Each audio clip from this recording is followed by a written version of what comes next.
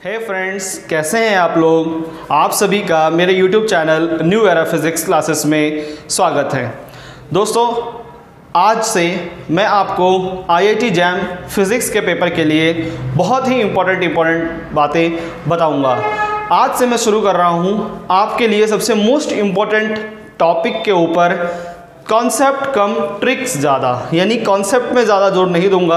आप कॉन्सेप्ट किताबों से पढ़ सकते हैं, लेकिन मैं आपको कुछ ऐसी छोटी छोटी बातें बताऊंगा जो आप अपने जैम फिज़िक्स के पेपर में एज ए ट्रिक यूज़ करके कोई सा भी क्वेश्चन जो है वो सॉल्व कर पाएंगे। सो आज का जो टॉपिक है मेरा पहला वो है दोस्तों ऑपरेशनल एम्पलीफायर। आपको पता है ये बहुत ही ज़्यादा इंपॉर्टेंट टॉपिक है, लेकिन अराउंड 50% प्लस स्टूडेंट इसे छोड़ देते हैं, यानी कहते हैं कि एनालॉग इलेक्ट्रॉनिक्स में है, कन्फ्यूज़न है, थोड़ा बोरिंग है, हम नहीं करेंगे, हम छोड़ देंगे।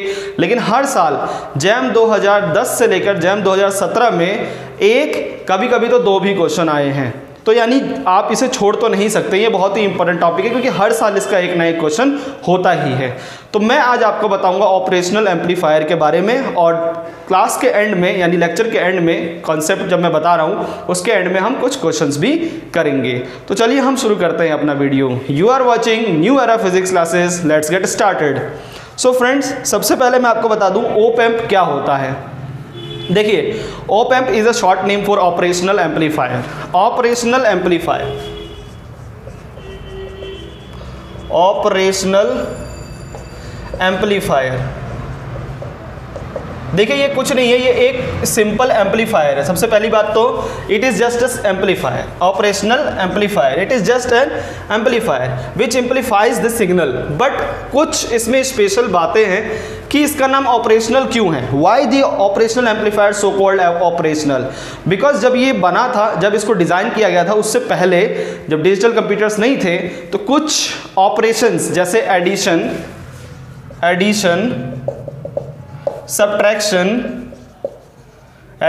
सब्ट्रैक्शन और इंटीग्रेशन और डिफरेंशिएशन, इन ऑपरेशंस को करने के लिए कोई डिवाइस था नहीं।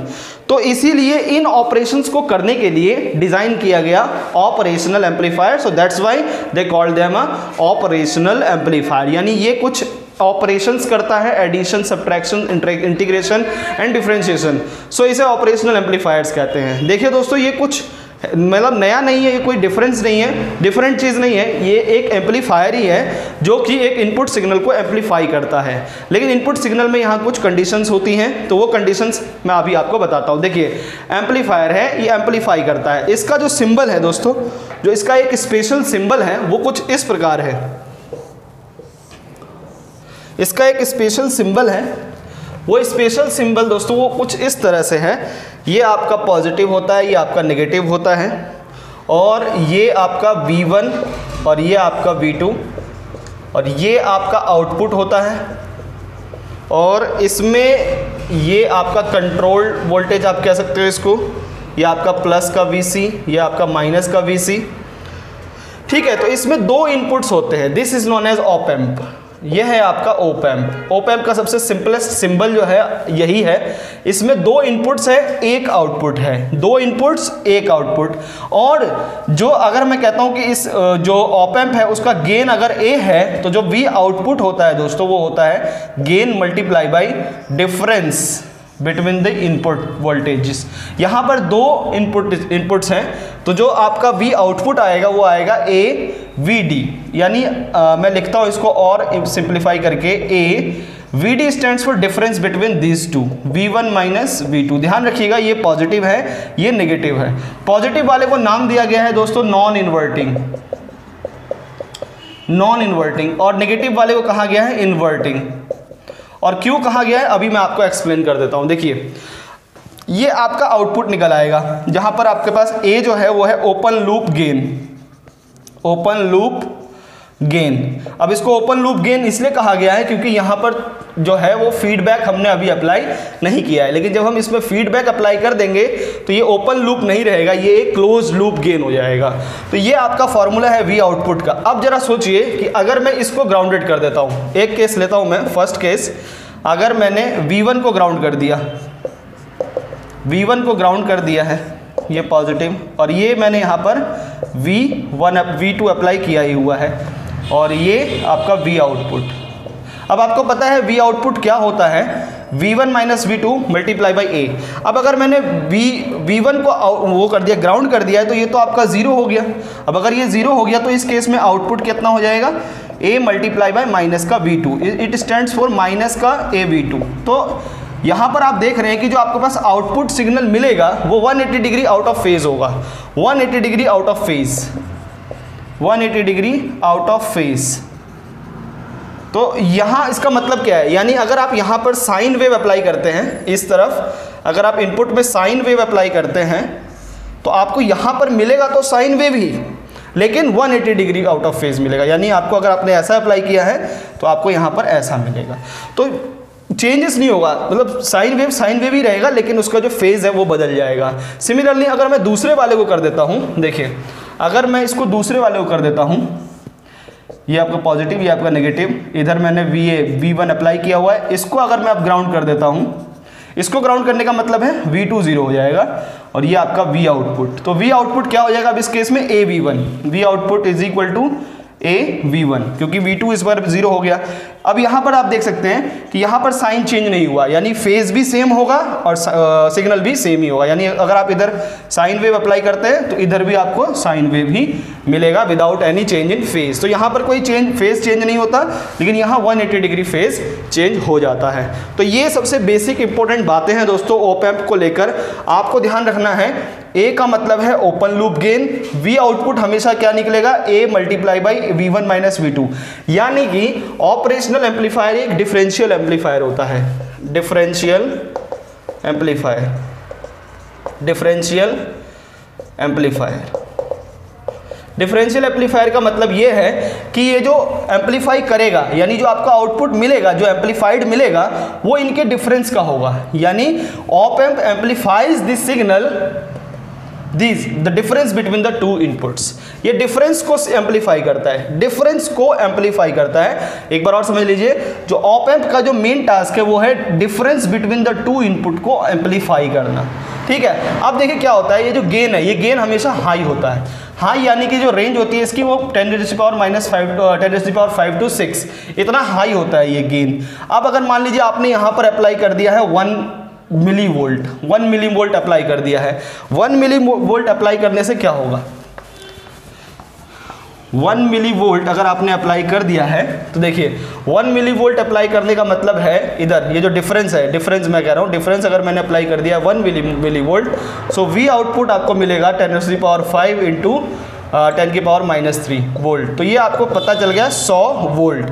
मान लीजिए आपने यहाँ 1 वोल्ट अप्लाई कर दिया या 10 वोल्ट अप्लाई कर दिया, तो उस केस में हो जाएगा आपके पास V आउटपुट 10⁻⁵ इंटू 100, 10 मान लीजिए, ये 10⁻⁶ हो जाएगा, विच इज़ नॉट पॉसिबल। यानी जो हमेशा आउटपुट होगा वो इसके गेन से हमेशा कम होगा, ये ध्यान रख लीजिएगा।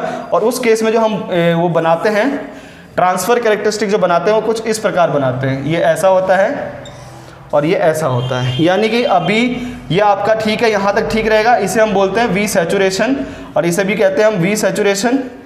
तो ये जो है आपका ये ट्रांसफ़र कैरेक्टरिस्टिक है ऑप एम्प के लिए।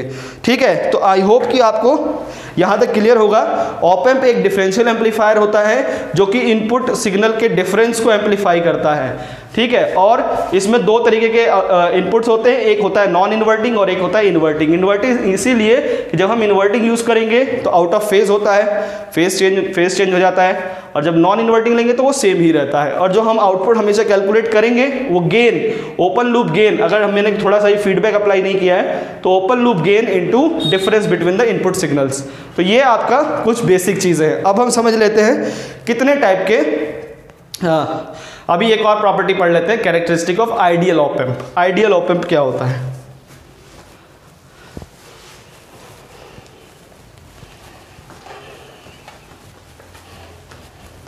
Ideal op amp, ideal op amp का मतलब है, मैं उसके लिए आपको एक सर्किट बनाता हूं, इक्विवेलेंट सर्किट बोलते हैं इसको, इक्विवेलेंट सर्किट। तो देखिए इक्विवेलेंट सर्किट में कुछ इस प्रकार का ये हम ऑप एम्प बना रहे हैं। ये आपका हो गया इनपुट इम्पीडेंस, ये आपका हो गया इनपुट इम्पीडेंस, और ये V1, ये V2, और ये आपका हो गया आउटपुट इम्पिडेंस, ये आपका वी आउटपुट, और इसको हमने ग्राउंडेड कर दिया है, और ये हमारा VD हो गया। VD stands for difference between the, ये आपका आर आउटपुट और ये आर इनपुट, ठीक। और इसको अगर, हाँ देखिए, ये आपका इक्विवेलेंट सर्किट है ऑप एम्प के लिए, ऑप एम्प का इक्विवेलेंट सर्किट। अब देखिए यहाँ पर क्या होता है, आइडियल ऑप एम्प का मतलब ये है कि जो भी हम यहाँ पोटेंशियल अप्लाई करेंगे वो सारा का सारा डायरेक्टली ऑप एम्प में अप्लाई हो जाए। जो भी हम यहाँ अप्लाई करेंगे वो डायरेक्टली ऑप एम्प में अप्लाई हो जाए। इसका मतलब ये है कि ये आर जो इनपुट है, इनपुट इम्पिडेंस है, वो इनफाइनाइट होना चाहिए। फर्स्ट जो कैरेक्टरिस्टिक है, यहाँ लिख देता हूँ मैं,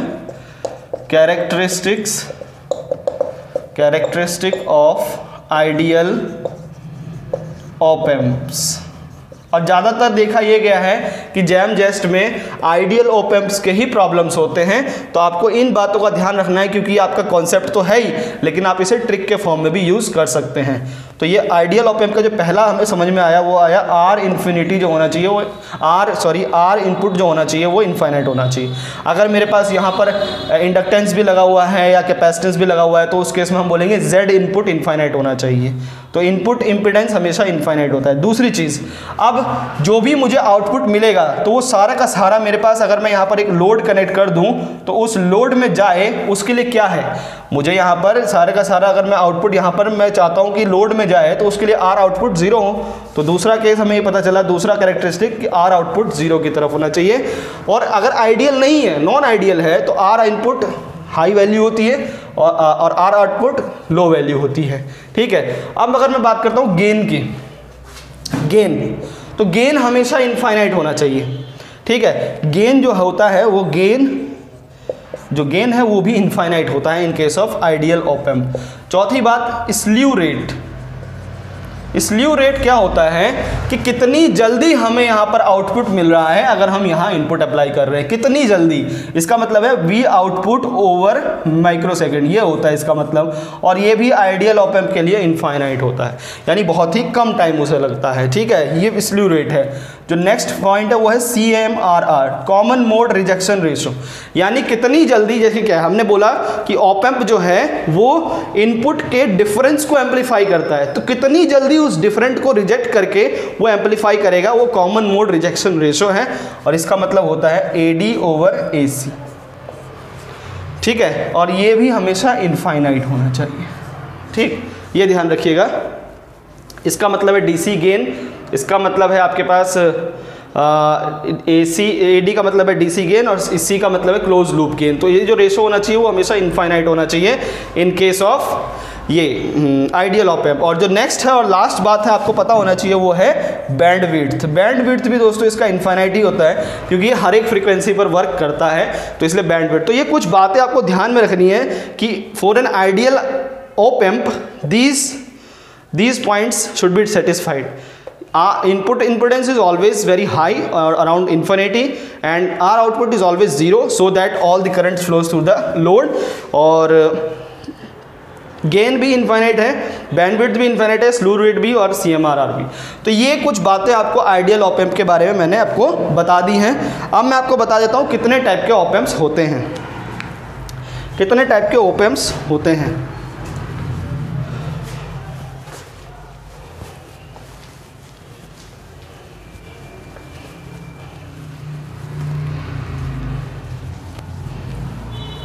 देखिए, ऑप एम्प की अगर हम बात करें तो दो तरीके का ऑप एम्प होता है मेरे पास, दो तरीके का ऑप एम्प है।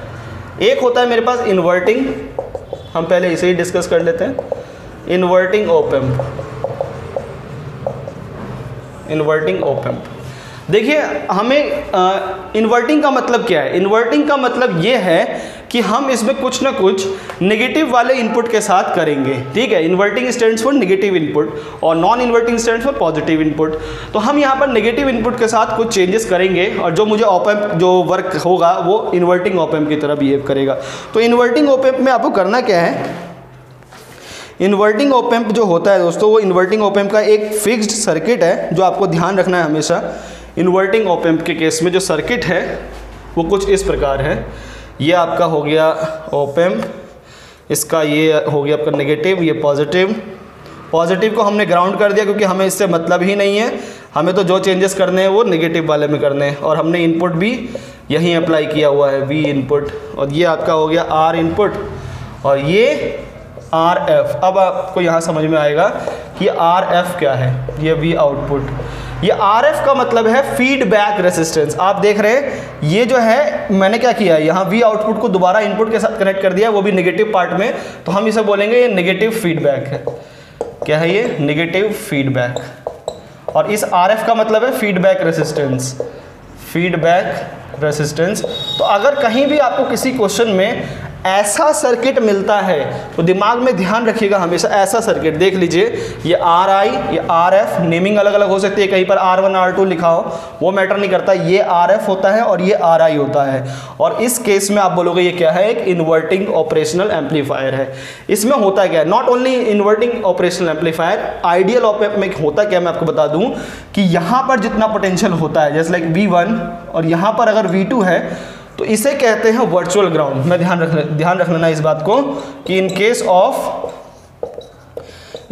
Of ideal op amp there is a concept of virtual ground, यानी आप जितना पोटेंशियल यहाँ अप्लाई करेंगे उतना यहाँ पर हो जाएगा, जितना पोटेंशियल यहाँ अप्लाई करेंगे उतना यहाँ हो जाएगा। तो ये हो जाएगा आपका V1 और V2 हमेशा बराबर होंगे। ये भी आपके लिए एक ट्रिक की तरह काम करेगा, अभी हम देखेंगे। तो यानी यहाँ इन दोनों ही पॉइंट्स पर आपका जो पोटेंशियल है वो दोनों बराबर होगा।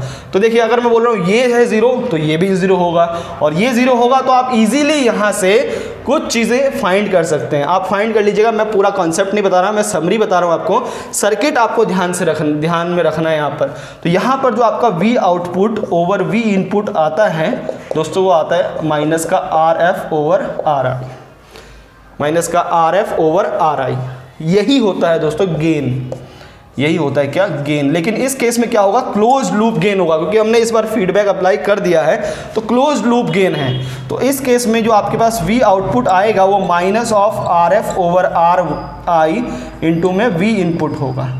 और आप देख रहे हैं कि ये जो है माइनस साइन आ रहा है, यानी कि हम पहली बात तो गेन, ये हम करते क्यों हैं आपको बता दूं, क्यों जरूरत है हमें फीडबैक की, because we need to control the gain, क्योंकि गेन इज़ वेरी हाई, तो मुझे गेन को कंट्रोल करना है। तो मैं RF और RI को चेंज करा के जो गेन है, क्लोज लूप गेन है, उसे मैं चेंज करा सकता हूँ। तो देखिए क्या है, V आउटपुट हमेशा क्या होगा? माइनस होगा, माइनस यानी कि आउट ऑफ फेज होगा। यानी अगर आप इसमें ऐसा अप्लाई कर रहे हैं इस तरफ, तो आपको जो आउटपुट मिलेगा वो आपको आउटपुट ऐसा मिलेगा, कुछ नंबर के साथ वो स्क्वीज हो जाएगा। तो ये आपके पास एक बहुत ही बेहतरीन फॉर्मूला है, ध्यान रखिएगा हमेशा। और अगर कभी भी आइडियल ऑप एम्प है तो जितना पोटेंशियल इस पॉइंट पर है उतना ही पोटेंशियल इस पॉइंट पर भी होगा। तो ये इन्वर्टिंग ऑप एम्प है। अब मैं आपको बता देता हूँ नॉन इन्वर्टिंग ऑप एम्प के बारे में।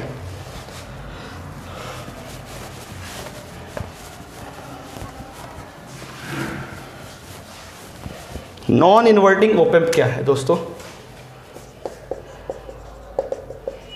एज अ नेम सजेस्ट, आपको समझ में आ रहा होगा कि नॉन इन्वर्टिंग यानी कि हम यहाँ पर कुछ ना कुछ पॉजिटिव वाले इनपुट के साथ चेंज करेंगे। तो इसका जो आपको फिगर ध्यान रखना है हमेशा, देखिए बहुत ही इंपॉर्टेंट है ये, इस पर बहुत बार क्वेश्चन आया भी हुआ है, हम करेंगे भी। देखिए क्या है, इसका जो सर्किट है कुछ इस तरीके से बनता है दोस्तों। ये आपका पॉजिटिव, ये आपका नेगेटिव, और इसको आपने यहाँ पर V इनपुट ऐसे करते हैं हम, और ये आपका हो जाएगा यहाँ पर एक रेसिस्टेंस, और फिर ये ग्राउंडेड, और ये आपका फीडबैक,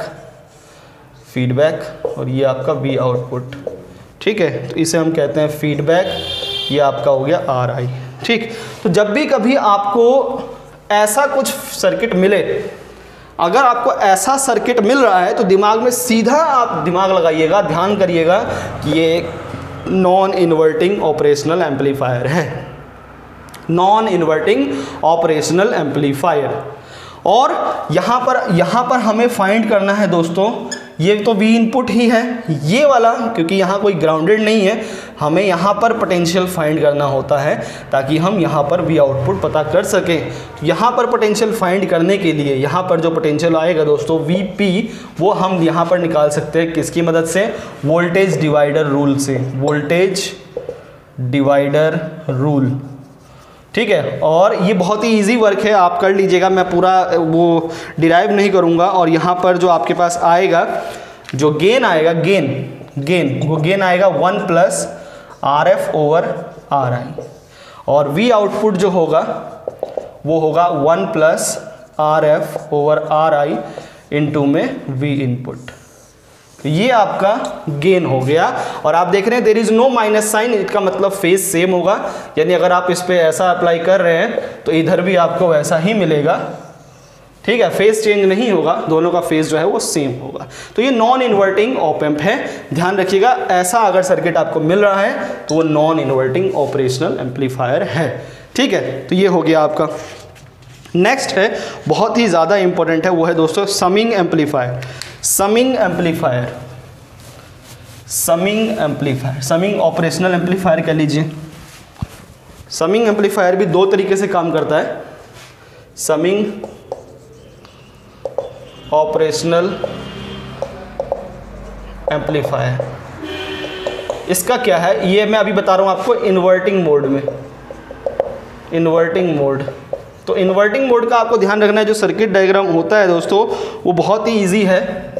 और अगर आपको ऐसा कहीं पर डायग्राम मिल रहा है सर्किट, तो आप समझ लीजिएगा ये एक समिंग ऑपरेशनल एम्पलीफायर है।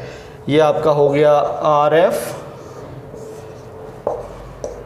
ठीक, ये आपका हो गया R1, इसी में अभी हमने 3 रेजिस्टेंस लगाने हैं, ठीक, ये R2, R3, V1, V2, V3, और इसको हमने कर दिया ग्राउंड।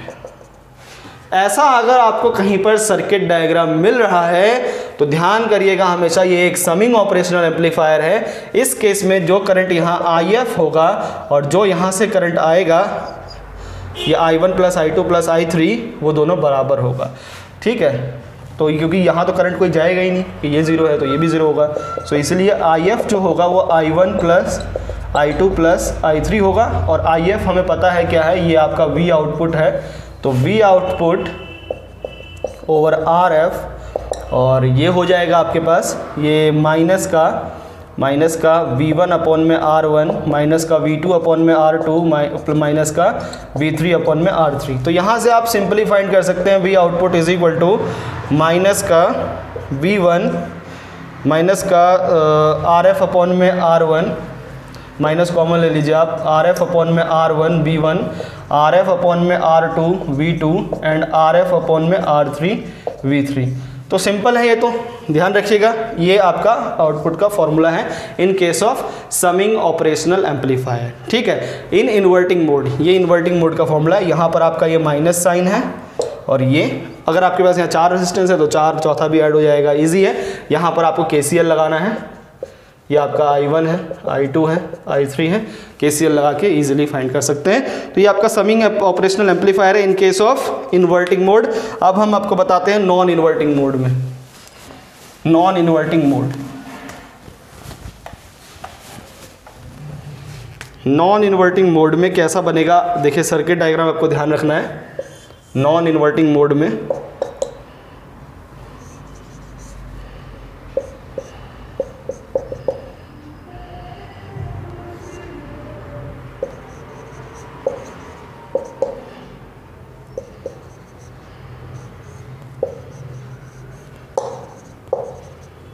देखिए ये है आपका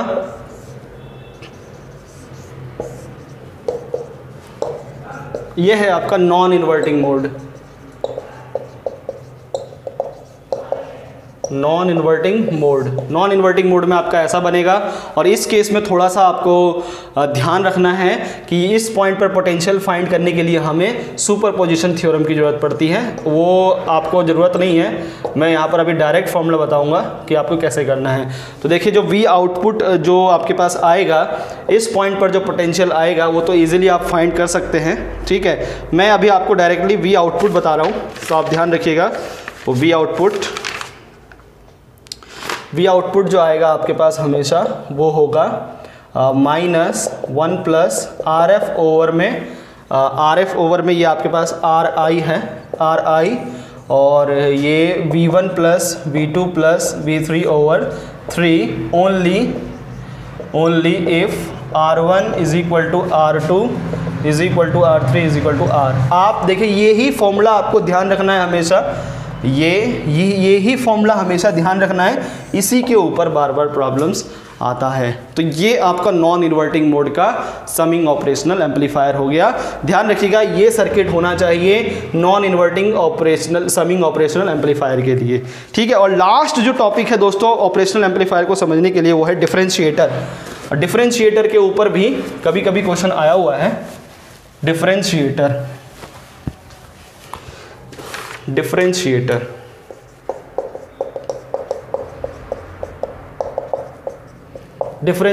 ये तो क्लियर सी बात आपको पता है। डिफरेंशिएटर यानी कि ये डिफरेंशिएट कुछ ऑपरेशंस को करेगा। इसका जो सर्किट डायग्राम आपको ध्यान रखना है वो कुछ इस प्रकार है दोस्तों।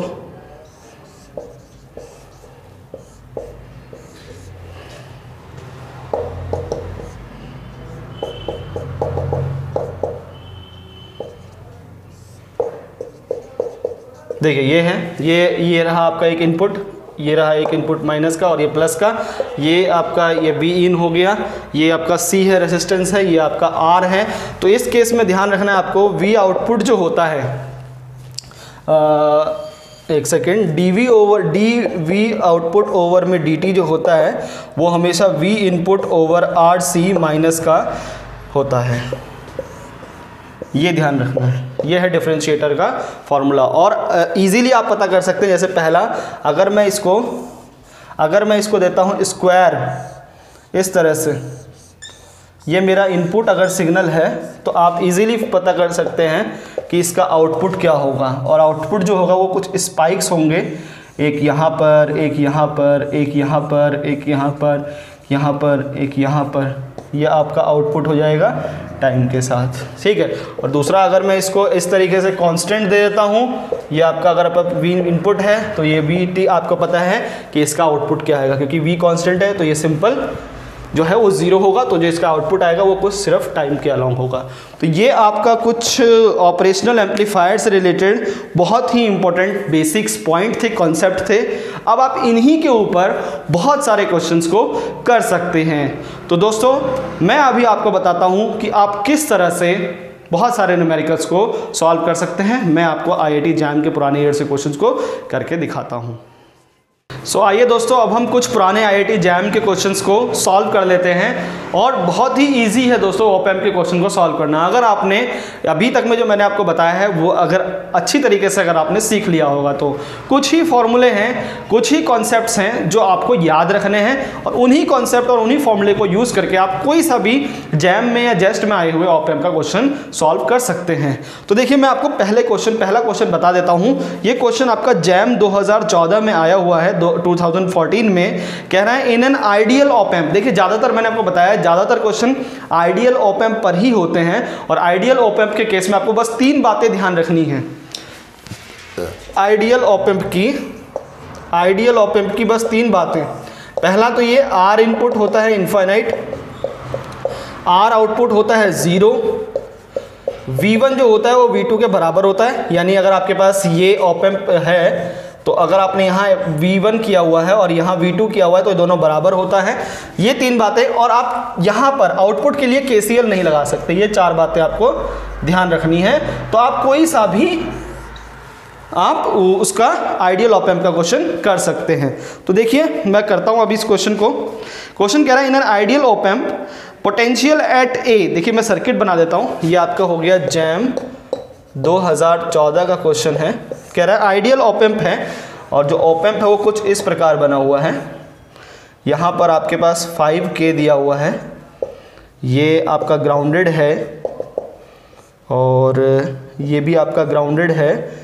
ये आपका A पॉइंट है और इससे कनेक्टेड है, ठीक, बढ़िया। और ये 25 किलो ओम है और ये 5 वोल्ट है। देखिए वो कह रहा है फाइंड द पोटेंशियल एट ए। ये जो क्वेश्चन है जैम 2014 का है, और ज़रा ध्यान से देखिए आप कि यहाँ पर ये चीज़ ग्राउंडेड है, और according to the concept of virtual ground अगर ये ग्राउंडेड है तो यहाँ पर पोटेंशियल तो 0 हो गया, तो यानी अल्टीमेटली पोटेंशियल एट ए भी 0 हो गया। तो इसका आंसर हो गया potential at A is equal to 0। Correct. ठीक है, समझ में आ गया आपको। कंसेप्ट ऑफ वर्चुअल जो ग्राउंडिंग का जो कंसेप्ट है वो बहुत ही ज़्यादा यूजफुल है, तो ध्यान रखिएगा हमेशा, वो बहुत ज़्यादा इंपॉर्टेंट है। अगर आपको नहीं समझ में आया दोबारा वीडियो को रिवाइंड करके देख लीजिए कि मैंने क्या बताया आपको वर्चुअल ग्राउंड के बारे में। बढ़ते हैं नेक्स्ट क्वेश्चन पे दोस्तों। नेक्स्ट क्वेश्चन पे देखिए आप,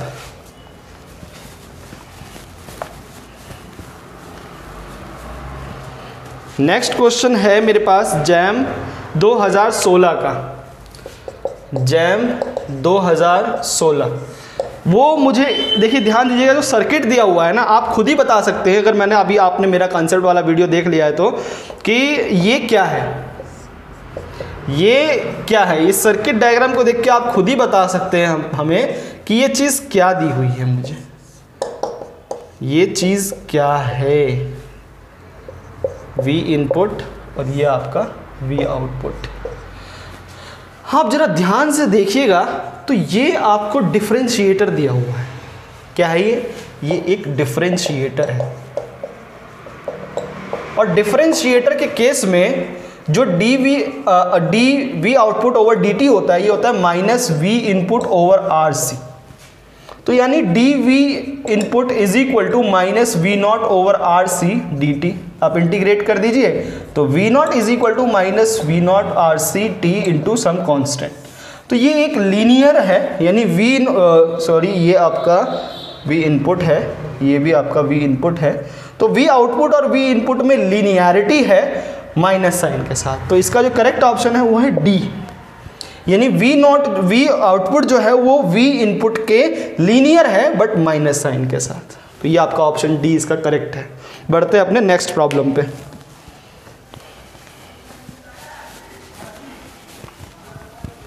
देखिए नेक्स्ट क्वेश्चन कह रहा है दोस्तों मेरे को, ये मैंने क्वेश्चन उठाया है, ये आपका क्वेश्चन है जैम 2016 का ही है। देखिए एक ही ईयर में दो क्वेश्चन 2016 का ही है। ये कह रहा है मेरे पास कि कुछ इस प्रकार का सर्किट है।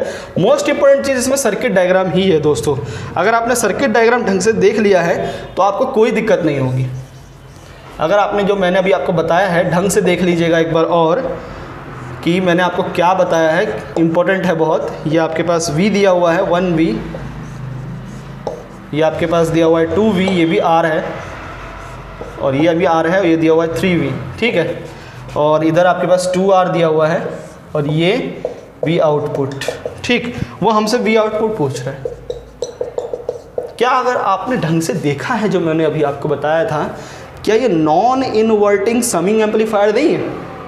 Non inverting summing amplifier, non inverting summing amplifier, उस केस में होता क्या है? उस केस में होता है V output is equal to 1 plus RF over RI। और आप देख रहे हैं तीनों रेजिस्टेंस बराबर हैं, तो मैंने आपको डायरेक्ट फॉर्मूला बता दिया था बाई 3। तो 1 प्लस RF आपको दिया है ये, अच्छा ये भी आपके पास R था, तो ये 2, और ये V1 प्लस V2 ये 6, यानी 2। तो आंसर कितना आ जाएगा? 6 वोल्ट आंसर। कोई दिक्कत नहीं, न्यूमेरिकल आंसर टाइप क्वेश्चन था ये दोस्तों, तो 6 वोल्ट इसका आंसर है। बढ़ते हैं अपने नेक्स्ट प्रॉब्लम पे।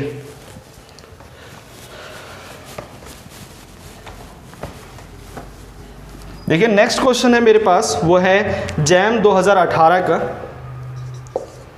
जैम 2018 यानी पिछले साल में ही जो ऑप एम्प का जो क्वेश्चन था उसका जो सर्किट दिया हुआ है, ध्यान से देखिएगा आप। 1 किलो ओम, यहाँ पर आपको +5 दिया हुआ है। ये ऑप एम्प है, इसको मैंने यहाँ पर एक ट्रांजिस्टर के साथ कनेक्ट कर दिया है, और ये ट्रांजिस्टर का जो ये है VCC 10 वोल्ट है, और ये आपका यहाँ पर रेसिस्टेंस है कितना, 1 किलो ओम का, और इसको यहाँ पर ग्राउंडेड किया गया है। यहाँ पर ये कह रहा है IB है, तो ये आपका हो जाएगा IE, ठीक है, और ये हो जाएगा IC। यानी ये कॉमन बेस ट्रांजिस्टर दिया हुआ है आपको IE, आपको बीटा दिया हुआ है इस ट्रांजिस्टर का 50, ठीक है। आपको कह रहा है IE का वैल्यू फाइंड करिए, IB का वैल्यू फाइंड करिए कितना आएगा। बहुत ही ईजीएस्ट क्वेश्चन है, ये भी न्यूमेरिकल आंसर टाइप क्वेश्चन था। देखिए क्या करना है, आपको ट्रांजिस्टर का तो फॉर्मूला पता ही होगा कि जो IE होता है वो बीटा टाइम्स IB होता है, ये तो सबसे मोस्ट इंपॉर्टेंट फॉर्मूला आपको ट्रांजिस्टर में आपने पढ़ा ही होगा। तो यानी कि हम जो यहाँ दे रहे हैं, देखिए यहाँ पर ये क्या है, कंसेप्ट ऑफ वर्चुअल ग्राउंड का मतलब है कि जितना पोटेंशियल हमने यहाँ दिया उतना ही पोटेंशियल यहाँ दिया। तो यहाँ हमने कितना दिया हुआ है, 5 वोल्ट दिया। तो यानी यहाँ पर कितना करंट जा रहा है, ये कितना जा रहा है 5/1। तो करंट आ गया आई आपके पास 5/1 किलो ओम, यानी कि 5 मिली एम्पेयर। अब आपको पता है कि I जो होता है 5 milliampere is equal to beta 50 दिया हुआ है IB, तो यानी कि IB आ जाएगा आपके पास 0.1 milliampere. This is the correct answer. देखा आपने किस तरह से मैंने 4 से 5 क्वेश्चंस आपके सामने बहुत ही इजीली तरीके से ऑप एम्प के सॉल्व कर दिए हैं। आप भी कुछ पुराने साल मैंने कुछ क्वेश्चंस नहीं कराए हैं, 1-2 जो जैब में आए हुए हैं, आप उनको ट्राई करिए। ट्राई करने के बाद आप मुझे फीडबैक ज़रूर दीजिए कि आपसे सॉल्व हो गया या नहीं हुआ। नहीं आया तो मैं दोबारा आपको एक्सप्लेन करूँगा, दोबारा से एक दूसरी वीडियो बनाऊँगा जिसमें छोटे छोटे तरीके बताऊँगा। मिलते हैं अपने नेक्स्ट शॉर्ट ट्रिक वीडियो में, तब तक के लिए ख्याल रखिए अपना। Best of luck for your upcoming examinations.